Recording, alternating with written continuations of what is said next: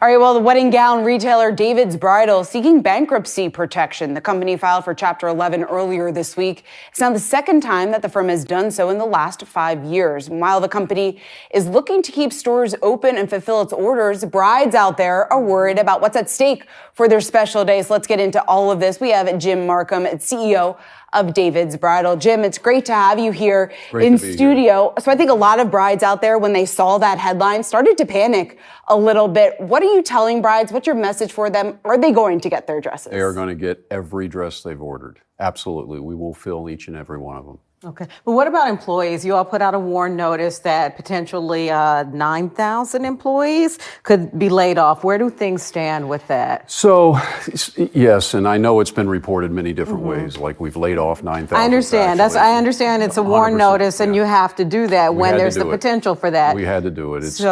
And really, it's coming from the fact we have the strategic process going on. When we went into court to make sure that we had plenty of time to get the strategic process completed, right? There's still a lot of uncertainty, right? Uncertainty as to who the buyer is and how many stores they may want, and those kind of things. And, we're optimistic. A lot of people are doing work. But as a requirement, we did have to give that heads up. And in the heads up, we explained everything very transparently.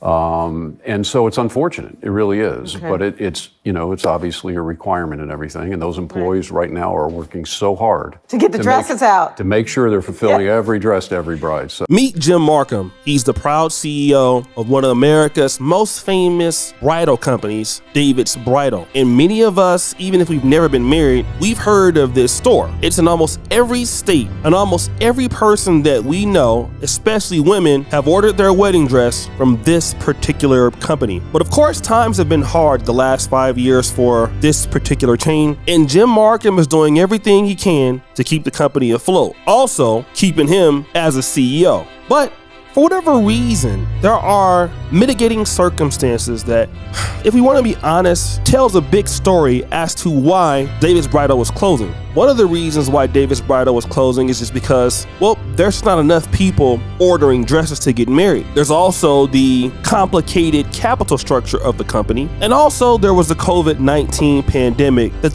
he's blaming for the company's situation. But again, he did mention that this is the second time in 5 years. But you see, marriage has been on the decline since the 1980s. So there's less people getting married. But why is that? Is it because these guys out here are not serious? These guys out here are bums? These guys out here don't want to date women?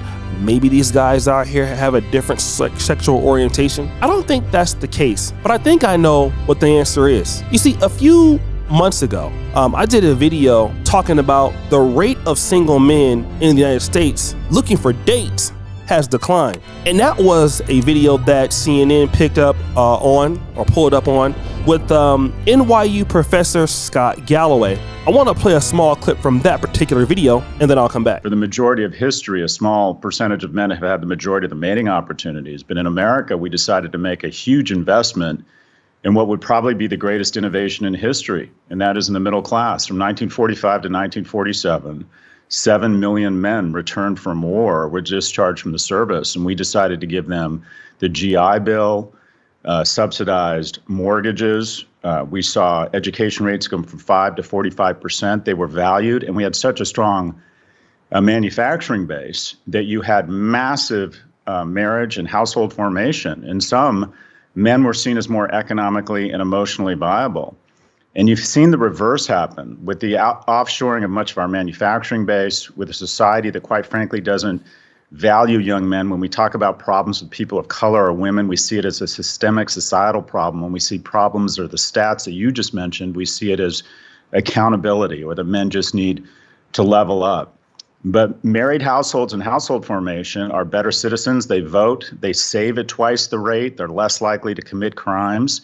And we have fewer and fewer viable men. We have a dearth of economically and emotionally viable men. But the middle class is an accident. Unless you invest in it, it doesn't happen. Eisenhower decided to invest $500 billion in a national highway project that created tons of jobs. We have, and by the way, the tax rate back then was 91%. We raised money and we redistributed in social programs that made young people more economically viable. You see, guys, here's the issue.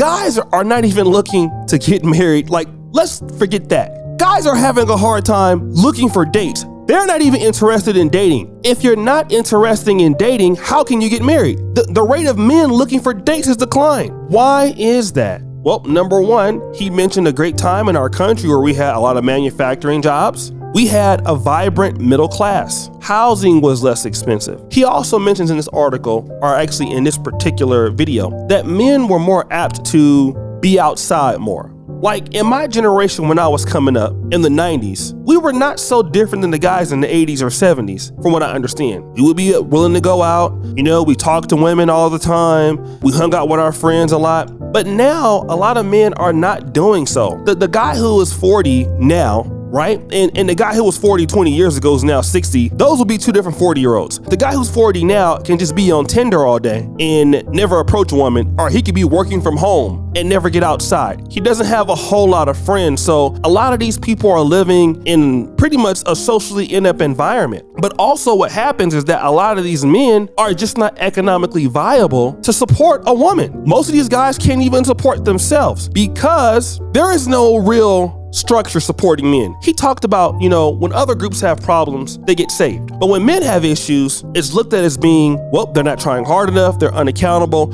So there's nobody looking to help men like Ike did, President Eisenhower, during the 40s and the 50s. But I want to play another clip from a Fresh and Fit podcast because they covered this a few days ago. And they make some valiant points about what's going on here as far as the risks to getting married. The younger generation are also known to spend much less money on weddings. Between 2013 and 2018, bridal store revenue actually declined. This is partly due to fewer people getting married, but also to the fact that people are finding nifty, affordable ways of getting married that are considered non-traditional. The decline of marriage may not seem like a big deal, but when you look at the data, it's clear that marriage has a positive effect not only on society, but on individuals. Children of married couples are healthier, perform better in school, earn more money at work, and are much less likely to live in poverty, commit a crime, get pregnant as a teenager, etc. Put simply, married couples are more likely to produce children that will grow up to be contributing members of society. Married individuals are also more likely to be healthier, happier, and live longer than their unmarried or cohabitating counterparts. And this is true that married families absolutely produce better children. But unfortunately, the risks now outweigh the benefits. I'll tell you what, we were right. Should we going up? Should we start cat food, dog food going up? Hell yeah, bro. So I've identified a couple of reasons, guys, how we got here. But before we do, we have another article real quick that I want to show y'all. What's your thoughts on that first part, Fresh, as far as... So as we know, rates are declining for marriage. And for most people, men especially, they're like, you know what? If I get married to this woman here and she cheats on me, decides to change her mood or her mind and divorces me, I might lose half my stuff or even more. So that by itself, along with what's happening with these points you have here, are going to say, hey, you know what? At this point in our current society, marriage itself is kind of like seen as a bad thing. So once again, for women, it's great, but for men, it's terrible. And ultimately speaking, men are understanding the truth, learning, hey, you know what? Marriage is not a good deal for me. I don't want any part of it. Well, once again, women want that fairy tale dream. So right now we're going to see the effects of it. So you see, guys, they make some absolute great points too. You see, what Fresh and Fit are saying, all right, I'm already not doing very well. I'm just going to build on what they're saying. As a man, I'm not doing very well. It takes me so much effort to do very well. If I do very well, I get a house, I get things going for myself. What do I get in return? There's not much I'm going to get. I mean, you can say I'm going to get love. And many people will argue like, hey, the argument is these women don't really love you like that, bro. There is nothing that's worth their love that you can get that's gonna help you out in your life. It's not worth what you could possibly lose. So what guys are saying, okay, I know that I'm not even gonna get anything in marriage. I don't even want to date. It's not even worth it to date. Like, I don't even want to meet up with a chick and take her out to dinner because I would rather spend my $100 on myself because I'm wasting my money on her. I would rather not even date. So no wonder why David Bridal is going under. And this is a culture right now that a lot of women are, hey, we want to be childless. Hey, get the bag by yourself. It's okay to be a single mom. And a lot of men have answered in kind saying, you know what, that's true. Well, shoot, I don't want to be married either. And I think that, you just don't have a lot that you can get if you're getting married in today's world. A lot of men feel like women don't feel like they need to give you anything in return for your service. And manhood is a service. It's the truth. Being a man is a lot of servitude in that. You're building, you're working for your family. A lot of women may not be in the position to reciprocate that. So companies like David Bridals, which in the 70s and 60s and part of the 80s was doing good, now not doing good anymore. So 9,000 people are going to be laid off, and hopefully the brides that ordered dresses through David's Bridals will get their stuff. And I think that it's not going to get any better. But guys, what do you think? It's your boy O'Shea Duke Jackson, back at it again with another episode of The Celebrity Junk. Producer for all that you do, subscribe to the bell. We're out.